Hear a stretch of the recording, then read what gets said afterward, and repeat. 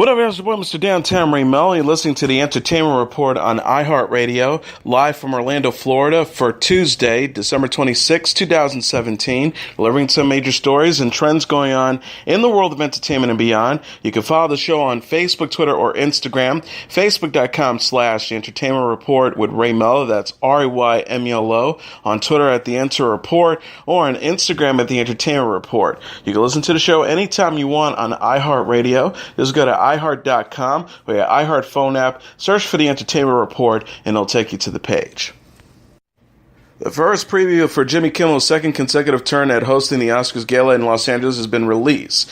Kimmel said in Friday's brief clip, "All I want for Christmas is for you to watch me host the 90th Oscars March 4th on ABC and a jetpack." The promo ends with the comedian and talk show host wearing a jetpack and blasting off while shouting, "Thanks, Mom." The Academy Awards, or Oscars, celebrate excellence in films from the previous years. Nominations will be announced on January 23rd. The Women's Film Critics Circle has declared Lady Bird, a coming-of-age story starring Sarah Ronan and Laura Metcalf, the 2017 Best Movie About Women. Written and directed by Greta Gerwig, the dramedy earned awards for Best Movie by a Woman and Best Woman Storyteller. Angelina Jolie's First They Killed My Father was deemed Best Foreign Film by or About Women, and the stars of Girls Trip were honored with Best Ensemble. The WFCC bestowed its Lifetime Achievement Honor on director Agnes Varda. Frances McDormand earned the accolade for Best Actress in Courage in Acting for a performance in Three Billboards Outside Ebbing, Missouri, while Allison Janney scored the prize for Best Comedic Actress, and Mommy Dearest, Worst Seen Mom of the Year for her work in I, Tonya.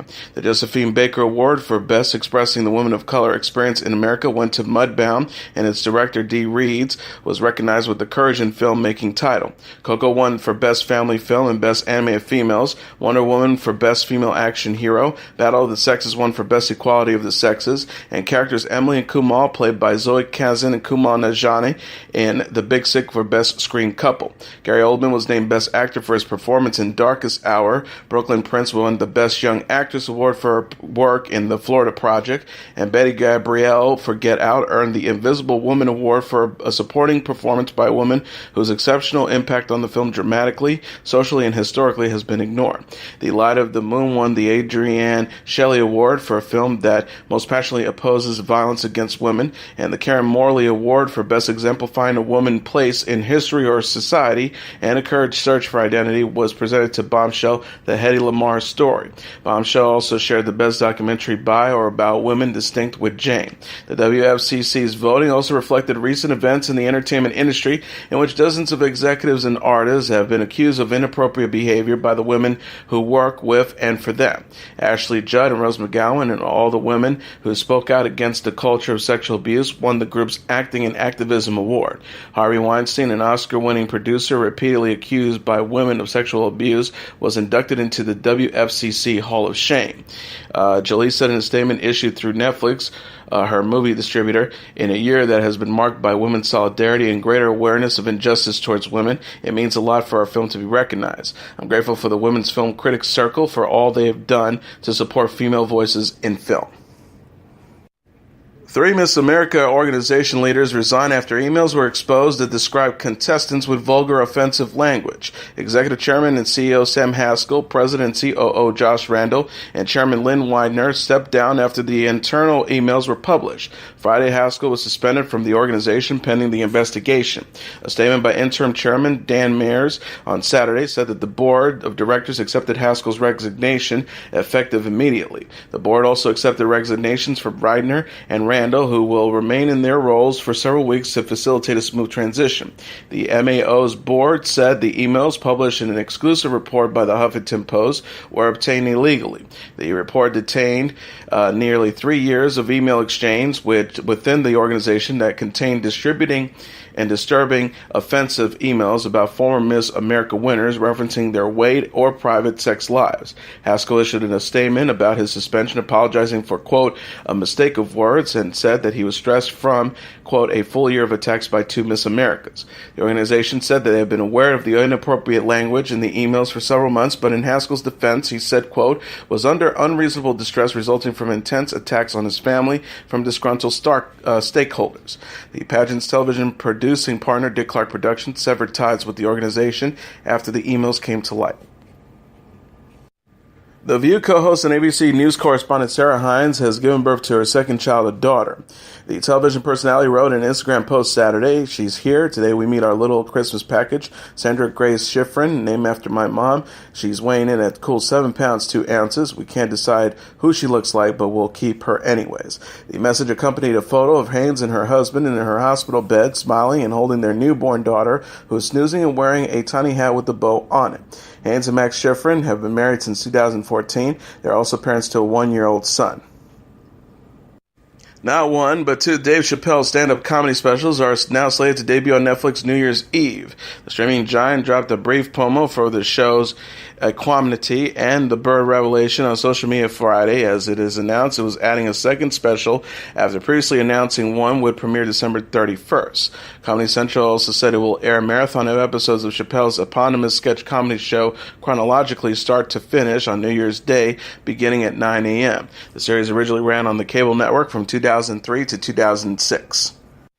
Tim Robbins' new drama Here and Now is set to debut February 11th on HBO. Co-starring Jericka Hilton, Daniel Zavato, Raymond Lee, Sosie Bacon, Andy Bean, Joe Williamson, and Peter Mactese, the 10-part series is billed as a, quote, provocative and darkly comedic meditation of the disparate forces polarizing present-day American culture. It follows a progressive multi-ethnic family, a philosophy professor and his wife, their adopted children from Vietnam, Liberia, and Colombia, and their sole biological child, a contemporary Muslim family headed by a psychiatrist who is treating one of their children, the cable network said in a press release.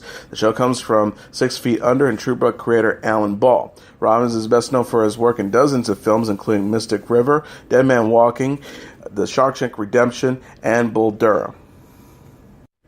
American actress Meghan Markle, who is engaged to Britain's Prince Harry, celebrated the holidays with the royal family. Kensington Palace tweeted Monday alongside photos of the newly engaged couple. "Merry Christmas, the Duke and Duchess of Cambridge. Prince Harry and Miss Meghan Markle have joined the members of the royal family for the morning service on Christmas Day in Sandringham."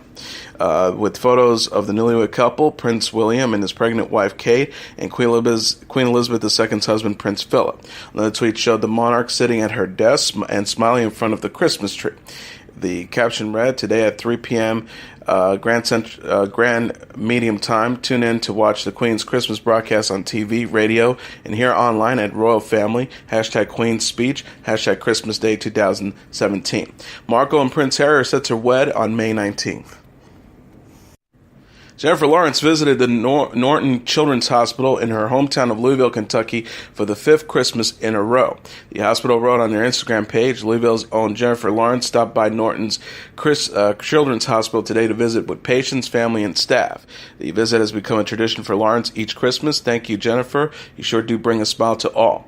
In addition to donating her time to the Norton's Children's Hospital, the Academy Award-winning Kentucky native also opened her wallet. Last year, Lawrence donated $2 million to establish the hospital's Jennifer Lawrence Foundation Cardiac Intensive Care Unit, the Courier-Journal reported. Lawrence said at the time, "My family and I have met so many wonderful children on our visits to the hospital. Their strength and courage is inspiring." Danielle Bregoli, commonly known as the Cash Me Outside Girl, showed her mother some love with a $65,000 check to pay the mortgage. Bregoli, who's 16, wrote an Instagram post on Monday, "Mama, don't worry, I just paid off your mortgage." In a video posted to Instagram, Bregoli passed her mother a card that says, "Thanks for everything. Use this for whatever you want or just pay for the house." Bregoli's mother, Barbara Ann, says, "Are you serious?" with tears in her eyes after she sees the check. Things haven't always been so warm between Bregoli and her mom. Bregoli shot to fame on the internet in 2016 after she appeared on the Dr. Phil show because she was giving her mother problems at home. But since, she has gained celebrity and has developed a music career. In her instant post, Bregoli referenced the title of her latest single, "Mama, Don't Worry."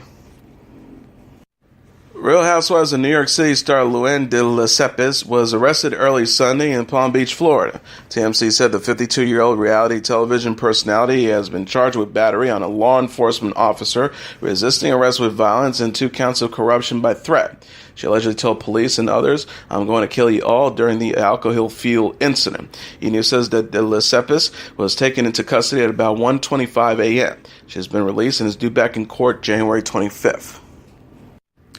Singer and actress Jamie Lynn Spears is pregnant with her second child. Spears captioned an outdoor photo of her holding hands with Jamie Watson, her husband since 2014, and Maddie, her 9-year-old daughter from a previous relationship. Looks like we're starting off 2018 with another big milestone. So happy to announce that Maddie's finally going to be a big sister.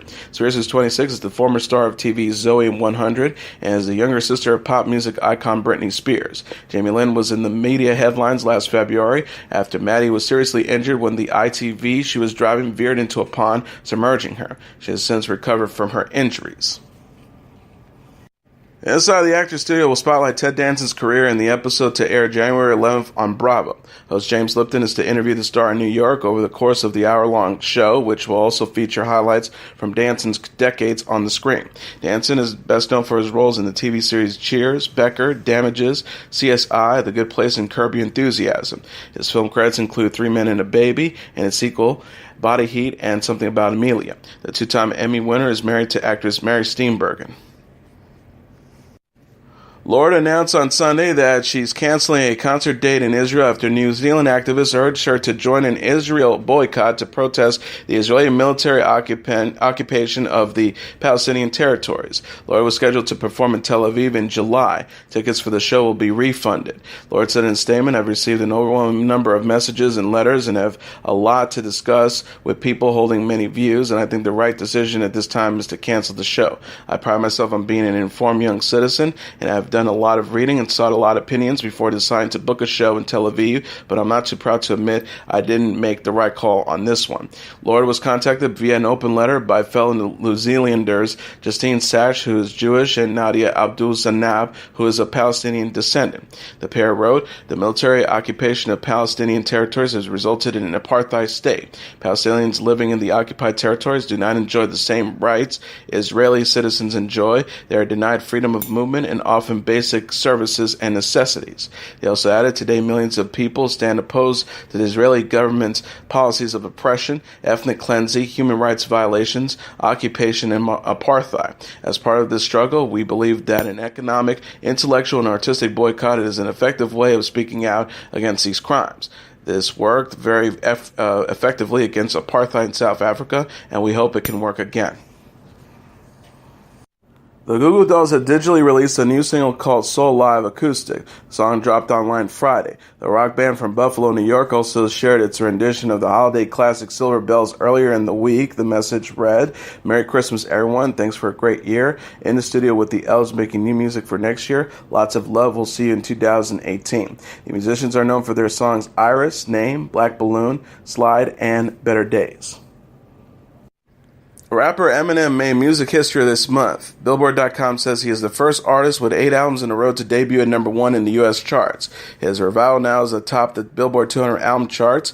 His other hit records include the Marshall Mathers LP 2013, Recovery 2010, Relapse 2009, Curtain Call the Hits 2005, Encore 2004, The Eminem Show 2002, and the Marshall Mathers LP 2000. Revival, the performer's 9th studio album, went on sale December 15th and includes the single Walk on Water featuring Beyonce, which was released last month. The video for that song that was posted online Saturday and has gotten more than 5 million views since it premiered on YouTube.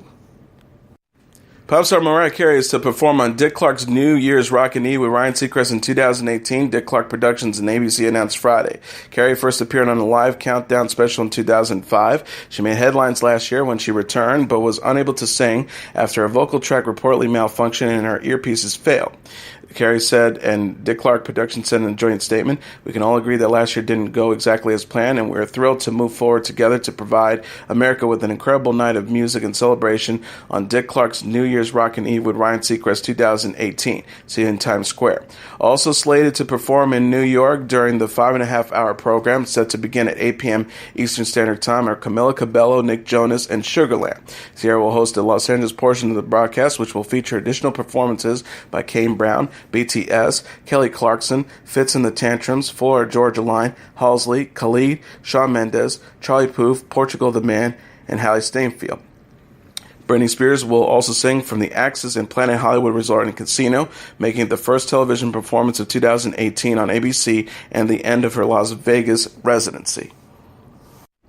And finally, Star Wars The Last Jedi is the number one movie in North America for a second weekend, earning an additional $68.5 million in receipts. Box Office Mojo.com announced Sunday. Coming in at number 2 is Jumanji, Welcome to the Jungle with $34 million, followed by Pitch Perfect 3 at number 3 with $20.5 million. The Greatest Showman at number 4 with $8.6 million, and Fernand at number 5 with $7 million. Rounding up the top tier are Coco, number 6 with $5.2 million, Downsizing at number 7 with $4.6 million, The Darkest Hour at number 8 with $4.1 million, Father Figures at number 9 with $3.2 million, and The Shape of Water at number 10 with $3.1 million.